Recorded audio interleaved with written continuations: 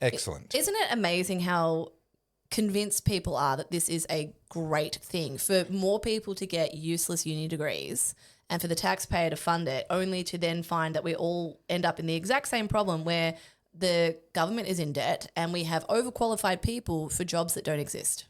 Number one, don't make me rant about marginal utility of university degrees again. I've done it twice on the show already and people are going to start to complain. Number two, how did the Labor Party go from being the party of the working class against the educated classes and the elitists to now being to facilitating the elitists at the expense of the blue collar working class? It's literally flipped. Like, it's exactly the same in the US. I was going to say the rhinos, but the Republicans are now representative of the working class and the American, blue collars. Yeah. And then the Democrats are now the party of the elite. You've got to be educated. Yeah. This is actually, can I gripe about this for a second? Please do. As if I could stop you even if I wanted to. Come on. Correct. At least he's learned. So when people say, do your research. Oh, yes. I love that. Do your research. Well, which research would you like me to do? Is it the simple Google search? Is it the university education route? Is it the listen to a bunch of people who have been indoctrinated and then passing that on? Like, what is the research? I'd love to know what the definitive answer Go to and that find the expert that's saying the thing that I already believe and stop there. Okay, so I had an argument with someone. No. Unusual. Really? Unusual. Charlie. And they were talking about, I'm science-based. I only will read the peer-reviewed article on this. And my immediate response is always like, yeah, but who funded that research? Yeah, and peer-reviewed is a known corrupted process. My process is relatively simple. In any contentious issue, find the people that stand to lose everything for speaking out and start there. Doesn't mean they're always right. Yeah. But start there. Don't start with the people who are literally being paid to say the thing they're saying.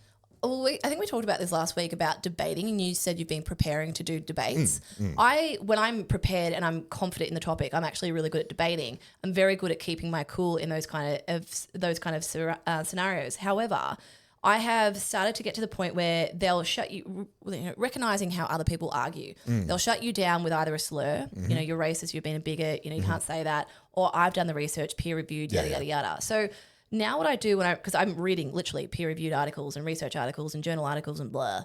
And I always have in the back of my mind, all right, argue against this. Like, so be the devil's advocate. Sure. And it's annoying to myself. I'm like, can you just not read it and take it verbatim? And it's like, no. Argue back at this so that I've got both forms in my head and I haven't just like read the script and like, okay, because this is the thing. And this is how it works for a lot of creatives as well. You're absorbing all this information. You're not necessarily like conscious that you're absorbing it, but it is going into the back of your subconscious. And somehow it all comes together and it forms something and then it pops back out into your conscience. Sure. And so if you're only feeding it, stuff that's in your echo chamber, then in your mind, you're like, this is unequivocally the truth and the reality. But if you set yourself up for success by always arguing against the point that you happen to believe with, you'll find that you get a much more realistic view of what's going on in the world. And this is healthy regardless of whether the devil's advocacy changes your mind or not, because at a minimum it sharpens you and your ability to defend and justify what you do believe. But we are very, very inclined towards believing towards finding reasons to believe what we already believe. And it's one of the great sort of human psychological failings. And it's one of the reasons why I tend to start with the contrarians. And that includes the contrarians who are disagreeing with me, not just the ones who are disagreeing with the majority. Find the contrarians first. Start there. Well, this is not good news, but just to recap what we've just talked about. I bought a book. Well, I was reading part of like an excerpt of it. And Excerpt? Excerpt, that's what I said, isn't it? You said expert. But yeah. Well, expert. So close. Okay, so the book is called Existentialism from Dostoevsky to Satire. It's just a bit of light Sunday morning reading. Correct. And it's basic writings of existentialism by Kaufman, Kierkegaard, Nietzsche, Jaspers, Heidegger, and others. And I ruined all those names. I'm sorry. Didn't you just? Wow. Nietzsche? Nietzsche? Yep. That looks German to me. No? Yep. Kaufman. Can we please move on? Can we please move on? Just put a dagger into his heart. It sounds like it's going to be a very educational book for you. No, well, it was a great book for many reasons. This is the problem when you read. You don't hear the pronunciation. You make up your own. You know, when I was reading Did you ever? Did you ever go all in on making up your own? And do you laugh how I said it with such authority? Listen, the confidence. I admire the confidence. It's like those people that can wear outrageously clashing clothing, but because they just do it with such confidence, it just 100%. magically works all of a sudden. 100%. That's you with pronunciation. Yeah. And accents. I know. No, they still don't work. No amount of confidence can save your accents. But so this book is really interesting for a couple of things. The reason I'm reading it is I had this little part of it and I was like, oh, that's really interesting. And, you know, at the bottom you have the bibliography and then you go to that book and then you go to book that, whatever. Anyway, this particular part really stood out to me, and this was written by the 19th century philosopher Kierkegaard. This one. Kierkegaard, yeah. I mean, that's a tricky one. That is a tricky one. I'll give you that. That is actually a tricky one. Yeah, right. Dutch, I think. Anyway, it doesn't matter. Danish, Dutch, whatever. And it was really interesting because they were talking as if it's happening today, and this was written in the 1800s. And obviously I'm looking at beauty standards, all that sort of stuff. So I was like, these problems that we're having are consistent. They're the same problem. They're just being repackaged with whatever the current either industry is or the current climate is or the current digital platform is or it doesn't matter what it is. It's just being reinvented every time we see a leap in the way that we are exposed to media or... But that is literally the whole of the human experience. Yeah.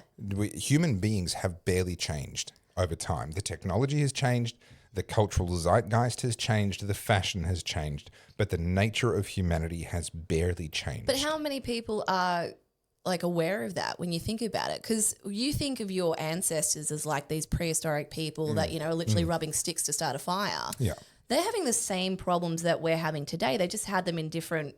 Well, the nice thing is we're probably going full circle because you know that old the question, what did the communists use before they used candles? No. Electricity. Oh. So we're probably going to be back to rubbing sticks to make fire pretty soon here in Australia. But no, you raise a really interesting point. So we're about 5 times wealthier than our grandparents were. And this is one of the reasons why there's such a big generational gap where grandparents and great-grandparents look at kids these days, oh, you're lazy, you're on your screens all the time, you're so pretty, you don't know how lucky you are, blah, blah, blah.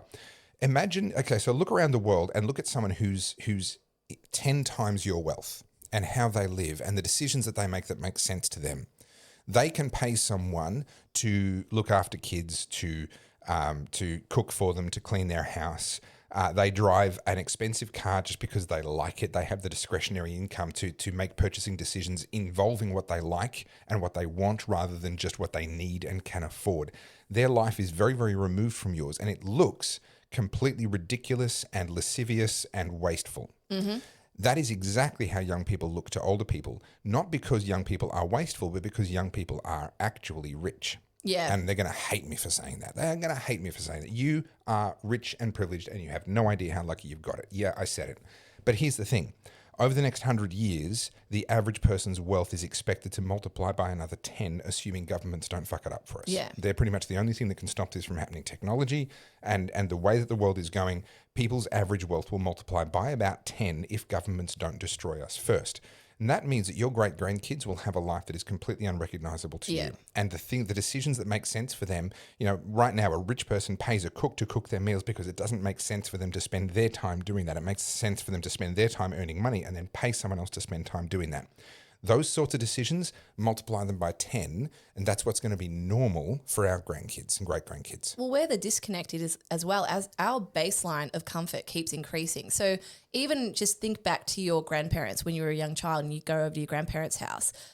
Most of them still had the kitchen from the 70s. It was the kitchen that the house was built with. Yep. You have a think about the furniture. It was the same couch you'd had for 20 years. It was the same fridge you'd had for 20 years. That mattress was salvaged off the Titanic, I swear it. And you could feel the springs as you moved? Each individual one. You could probably pronounce the name of the person that manufactured it. It just was poking you all night long, telling you exactly what it was. Yeah. And so you think about that, right? And I challenge you guys to all think about this as well.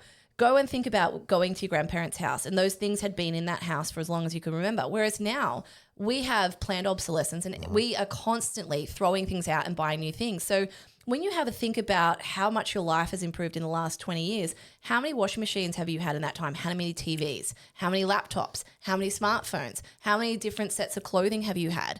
You are constantly buying and replacing. Now, people would argue this is all capitalism. No, what it is that we are increasing our comfort levels at a rate It's quality that we of life. cannot keep up with.